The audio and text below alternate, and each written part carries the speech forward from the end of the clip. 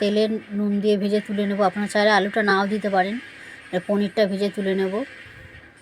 এবারে পেঁয়াজ বাটা দেব, আদা রসুন বাটা দেব, গোটা তেজপাতা দেব, ফোড়ন, হলুদ দেব না, ধনের গুঁড়ো, জিরের গুঁড়ো, লঙ্কার গুঁড়ো, টমেটো কুচি, ক্যাপসিকাম, ভুট্টার দানা দেব, গাজর দেব, আর পেঁয়াজ কুচি দেব,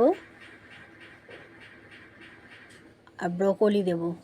পরিমাণ মতো নুন দেব, দিয়ে কষিয়ে নিয়ে আলুটা দিয়ে দেব। পরিমাণ মতো জল দেব, ভালো করে কষিয়ে নেব। এবার এদিকে একটা টক দই, বেসন আর চিনি ভালো করে ফাটিয়ে নেব। সেই ফাটানো জলটার মধ্যে দিয়ে দেব।